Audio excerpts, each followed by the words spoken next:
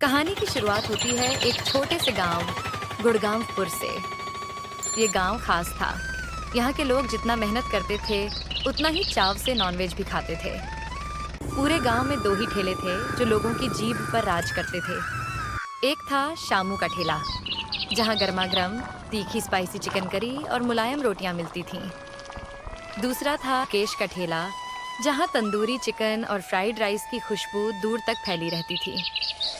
अजीब बात यह थी कि ये दोनों ठेले सगे भाइयों के थे, मगर स्वाद में दोनों का अंदाज बिल्कुल अलग। एक दिन शाम को गांव का मशहूर भोजन प्रेमी ग्राहक हरिया शामू के ठेले पर आया। अरे ओ शामू, एक बात बता यार, ये क्या जादू है तेरे चिकन में? ऐसा मसाला तो हमारी घरवाली भी नहीं डालती। अबे हरिया, खाने का मजा ले और ज्यादा न टटोल। अगर राज खोल दिया तो ठेला बंद हो जाएगा। अरे नहीं यार, बस ऐसे ही पूछ लिया। अब जल्दी एक थाली लगा दे, भूख लगी है तगड़ी। शामू ने गर्मा गर्म चिकन करी रोटियों के साथ परोसी। जैसे ही हरिया ने पहला निवाला मुंह में डाला, आंखें बंद कर लीं। उफ, ये स्वाद, ये तीखापन, लगता है जीभ भी नाच रही है। वहीं दूसरी तरफ मुकेश के ठेले पर भी भीड़ लगी रहती। मुकेश खुद बड़ा मजाकिया था। भाई साहब, आज के तंदूरी में इतना स्वाद है कि खाकर आप बीवी का गुस्सा भी भूल जाओगे। सच कह रहा है मुकेश। तेरे फ्राइड राइस में तो ऐसा स्वाद है जैसे सीधे होटल से आया हो।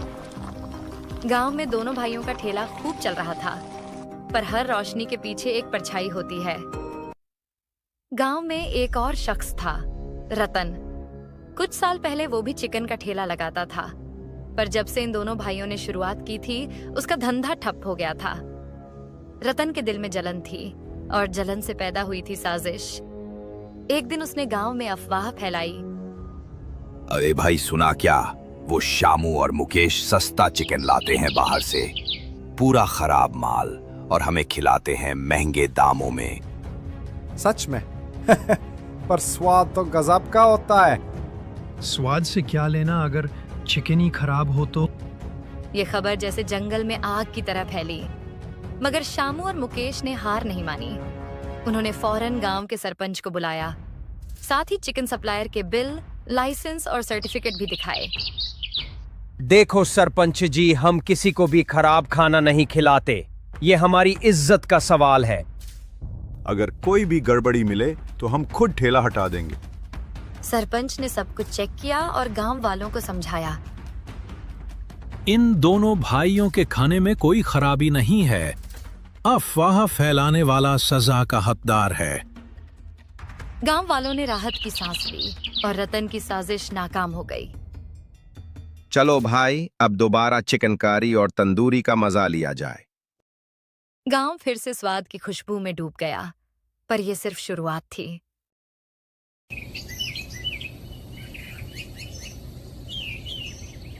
अगले दिन सूरज की पहली किरण के साथ ही शामू और मुकेश दोनों उठ गए।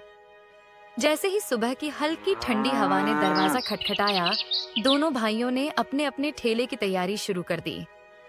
मुकेश ने जल्दी जल्दी चावल धोकर चूल्हे पर चढ़ाया और तंदूरी के लिए चिकन को मसालों में अच्छे से मैरिनेट करने लगा। तभी एक ग्राहक आया, वही जो कल अफवाह सुन चुका था। अरे मुकेश भैया, कल जो गांव में बात फैली थी, वो क्या सब सच्चाई है? नहीं भाई, हम तो सबसे बढ़िया क्वालिटी का चिकन लाते हैं और उसी में टेस्ट होता है। सस्ता माल लाकर अपने ग्राहकों को बीमार थोड़ी करना है। हमें भी भरोसा था, बस यूं ही सुनकर मन बेचैन हो गया था। चलो, अब एक प्लेट गरम गरम फ्राइड राइस और तंदूरी चिकन लगाओ। मुकेश ने पूरे दिल से प्लेट तैयार की। चावल की खुशबू और तंदूरी की लाली देखकर ग्राहक की आंखें चमक उठी। भैया सच कहूं, जितना स्वाद तेरे फ्राइड राइस में, उतना शहर के होटल में भी नहीं मिलता। और ये तंदूरी जैसे जुबान पर नाच रही है। मुकेश मुस्कुरा उठा। ऐसा ही तो उसका असली इनाम था। वहीं दूसरी ओर शामू भी जोरों से रोटियां बेल रहा था और चिकन करी पतीले में उबल रही थी। करी की तीखी खुशबू से पूरा मोहल्ला महक उठा था। तभी वहां एक बुजुर्ग अम्मा आ गईं। दुबली पतली, हाथ में लाठी और चेहरे पर अनुभव की झुर्रियां। बेटा, बहुत भूख लगी है, एक थाली दे दे खाने को। मगर मेरे पास पैसे नहीं हैं अभी, कल जरूर दे दूंगी। अरे अम्मा, पैसे की क्या बात कर रही हो? आप खाओ पहले। भूख सबसे बड़ी चीज है। कल नहीं तो परसों दे देना या मत देना, कोई बात नहीं। शामू ने तुरंत एक गर्मा-गर्म थाली परोसी जिसमें मसालेदार चिकन और गरम फूली हुई रोटियां थीं। बेटा, तुम जैसे भले लोगों की वजह से ही तो ये भारत देश इतना सुंदर है।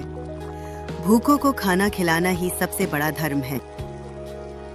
अम्मा, रोज आ जाया करो, मैं रोज कुछ न कुछ खिला दूंगा। अम्मा मुस्कुराकर चली गईं और शामू की आंखों में संतोष की चमक थी। शाम तक दोनों भाइयों के ठेले खाली हो गए। एक भी रोटी, एक भी चावल का दाना नहीं बचा। रात को घर पहुंचकर दोनों ने एक साथ खाना खाया। वही बचा हुआ थोड़ा बहुत चिकन और चावल। खाना खाते वक्त दोनों बातें कर रहे थे।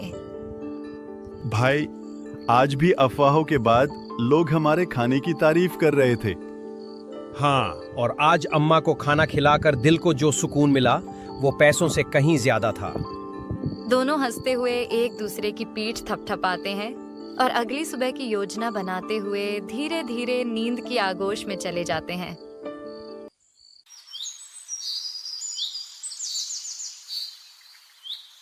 अगले दिन सुबह की ठंडी हवा में शामू और मुकेश रोज की तरह तैयार होकर अपने अपने ठेलों की ओर निकल पड़े। मगर जैसे ही वे चौराहे के पास पहुंचे, उनके कदम रुक गए। जहां कल तक उनके ठेले खड़े थे, वहां अब सन्नाटा था। न कोई भीड़, न खुशबू, न ठेले। अरे भाई, हमारा ठेला कहाँ गया? पास खड़े एक दुकानदार ने बताया। अरे, ग्राम पंचायत के लोगों ने कल रात ही हटा दिया। हाँ, अब यहाँ ठेला लगाने की मनाही है। ये सुनकर दोनों के चेहरे पर चिंता की लकीरें खिंच गईं। बिना समय गंवाए वे गांव के सरपंच के घर पहुंचे। सरपंच जी, हमारा पेट इसी ठेले से चलता है। हाँ, अब हम कहाँ जाएंगे? हम साफ सुथरा और अच्छा खाना बनाते हैं, कोई मिलावट नहीं करते, फिर भी ठेले क्यों बंद कर दिए? सरपंच ने लंबी सांस लेते हुए कहा, अरे भाई, ये मेरा नहीं, सरकार का नियम है। सड़क किनारे या खुले में खाना बेचने की इजाजत अब नहीं है। अगर बेचना है तो होटल या ढाबा खोलो। ये कैसा नियम है? गरीब आदमी ढाबा कैसे खोलेगा? इसमें मैं कुछ नहीं कर सकता। अब तुम ही कोई उपाय सोचो। दोनों भारी मन से गांव के एक पुराने पेड़ के नीचे आकर बैठ गए। कुछ देर चुप्पी रही, फिर शामू की आंखों में चमक आई। क्यों न हम एक छोटा सा ढाबा खोल लें? मैं चिकन करी बनाऊंगा, तुम फ्राइड राइस और तंदूरी संभालना।